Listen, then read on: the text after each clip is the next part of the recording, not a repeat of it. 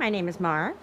I am very local. My dad had a bakery in town for 30 years, and I lived down the street for 12 years. I have 4 kids, and they are all pretty much grown now. So, yeah, I'm from here, this neighborhood. Okay. How did you end up in this community? Actually, it was because I got together with my boyfriend, who was living in a tent at the time. And he was out front of McDonald's Pandora in a shelter there, and then everybody was moved from there, and then we went to Centennial Park by City Hall, park right beside City Hall, moved different spots there, shuffled around, and then we ended up at Crystal Pool Park, and now we are here. And how has it been from the transition between Central Park, Crystal Pool, and this? This is much more structured, I find. We were very happy at the Crystal Pool Park. We would have stayed. We had a larger space. We do have a dog. So moving into a smaller tent was a compromise, but we had no other place to go, so we accepted what was offered. You would have preferred to have stayed at Central Park. Yeah, well, we had actually put some thought into where to put our tent, and when the rains came, our tent was dry still. We weren't on a hill, so we weren't sliding. We were okay. Yeah. So we were the last tent actually to move out of Crystal Pool Park. Okay, did you almost go somewhere else? Almost, but this is the closest place we could go to, and we still wanted to stay in the neighborhood. Yeah. Right, so your other options would have been some of the other parks, right? Right, it would have been James Bay, yeah, or Stadacona Park, or Vic West Park. So you wanted to stay close to... Yeah, to downtown core, just because, well, he's not from this town. He doesn't know any other areas, for one. Kind of tired of being shuffled around. And my family is in the area still, so I'd like to stay close to them. Okay, you're in touch with your Yeah, family? yeah, definitely. Yeah. So all your kids are here? Yeah, they are. Yeah. They're 15, 17, 19, and 24 right now. Yeah. Good kids. I've been extremely lucky with my family life. I have a wonderful family. I grew up in a family business, the bakery, that was quite successful. But I always defended the underdog, and I grew up going to a Christian school, going to Christian Reformed Church all my life, but I was really a shy, quiet girl who really observed things and saw how things worked and saw a lot of hypocrisy and tried to figure out how we can do things more effectively to actually help people. So after I went to baking school, I went to a community support social services program, so I'm actually a community support worker as well. And I'm just trying to figure out how we can do things in a more effective way for the people of Victoria and for anybody who's feeling like they don't have what they need. Yeah. I understand the need to appease a certain amount of people in the community with a deadline for them to feel that there is an end to this problem so quickly. Not sure they should rush things along like this, and to me, this camp is a better solution than throwing everybody out onto the street again. It's contained. People are safely, observed in case of ODs and things like that. And they have resources available here. But it's not too constricting, as a lot of them don't want to work closely with social communities and agencies. There's a lot of mistrust and a lot of paranoia within the mental health issues. A lot of them are not going to go into something like the Save on Food Center or into the hotels. These are the ones that are here, are the last holdouts who don't feel that they can work with these people. They want their freedom. They want their own choices. They're not ready to tackle their issues, some of them, yet either. And if people aren't ready, you can't force them into it. It's not going to work, right? You've got to let them think about it and be ready to do it. Some might never be, and that's just the way it is. And just because you're not ready to tackle your issues doesn't mean that you shouldn't have access to social housing. Right. Present the options, for sure. Yeah. And I think that's the fear that a lot of people have, is that the arena, for instance, is going to be like a shelter. It's going to be pods set up. Yeah. And some people would prefer to be outside. Yeah, than even in a this shelter. is And hard for a lot of people. It feels a lot like a compound, like a prison, just because of the fences and because of maybe security overstepping their responsibilities and bylaws, not being clear about the whys of some of the bylaws, or not even making people aware of the bylaws and then being told you're breaking them. So I think there needs to be a lot more clarity involved in rules and things for the people here, I guess. You know what? That makes a lot of sense.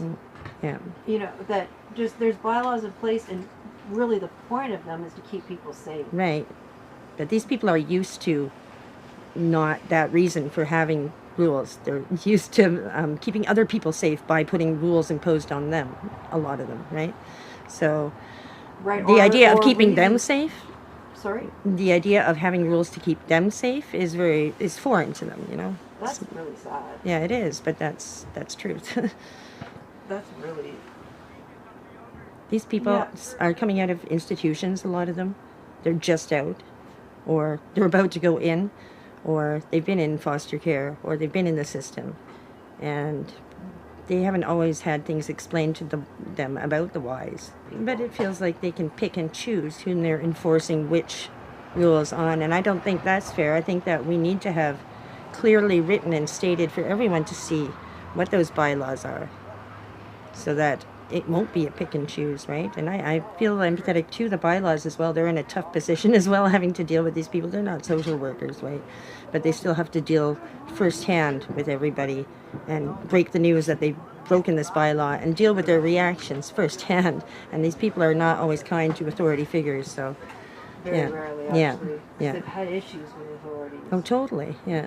The main point of contact that unhoused people have with the system Is the bylaws, yeah. is bylaw, Yeah. right? That's and so and really it should be There should be a mental- third party going along with the bylaws. Somebody who is a social worker, somebody who does know how to work with people with mental health issues.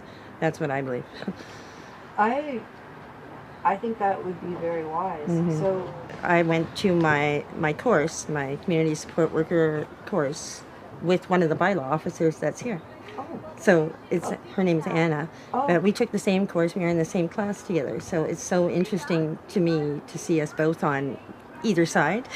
yeah. Yeah, So are you outside because you decided to live with your partner? that's right. That's So right. you're- I've decided to support him in his cause and help him out because he's a good man. He does help people who are in need. You know, he has a really good heart, and I support that. Yeah, I don't like to see people stepped on and pushed around. Yeah, So just back to bylaw for a second there. Yeah. It doesn't make a lot of sense. like shuffling things from room to room, but it's still an unorganized mess. Yeah. Yeah. That's what bylaw is. Yeah, right. Well, that's where people like us come in to fine tune things and help identify what can be done. I guess that would actually work, maybe. Yeah, some kind of bylaw reform. Yeah. And I think that it would be nationwide. Yeah. Because this isn't the only city that's business as usual, right? Yeah. It's just treating homeless people like they're criminals. Yeah. In a way. Yeah. Well, not in a way, just treating. Well, even if they are criminals, they're still people, you know. Right. Well, And they're being criminals to support some habit due to a mental health issue, you know. and the addictions. Yeah, Can you talk exactly. to me about the addictions issues? in this- Well, in this obviously, community? people are trying to escape from something that they have to deal with. They're turning away from facing an issue that they have, and yeah, that's hard to explain for everybody. I don't know, yeah, but it's a running away. It's a not facing something, you know. It's something that they can be preoccupied with to not face real life. I think, yeah. So it's what's underneath there. Yeah. It's not Yeah. why the And if that addiction could be is- taken care of, if that wasn't a worry, if there wasn't so much stigma also with that, it would be a lot easier to deal with what's underneath, because everybody's going to focus on the addiction issue, and that's not necessarily the main issue, but that's the most prominent one. It's the one that sticks out to the community. It's the one that causes a lot of other issues, such as crime. Yeah. They blame it on the drugs, but really it's not about the drugs. No, it's not about the drugs. It's about their coping, how they're coping with everything. Yeah. So I've been asking people what their blue sky is, like if you could be anywhere doing anything, no restrictions, where would you be? What would you be doing? What's your blue sky? Well, I'd like a Winnebago. That's what I'd like. I don't think I would be inside anywhere. It was funny, this morning I woke up in the tent there and it was pouring rain, but I had my man beside me and I said, I feel so happy. I've got everything I want. And then I thought, that sounds ridiculous. I'm in a park here, homeless with the rain on me.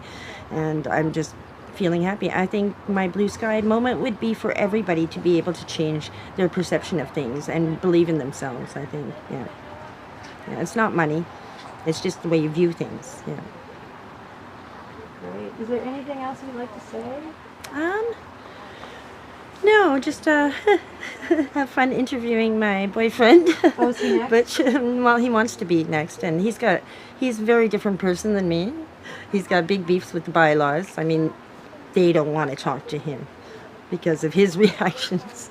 But there's a reason I'm being there for him as well. He's very abrasive, but he has things he'd like to say as well. Okay. Okay. Oh, one other thing I've been asking people is if you had one sentence, like one sentence that the whole world would hear, what would that be? Any intention that has love behind it will succeed eventually. Yeah. Always put love behind your intention.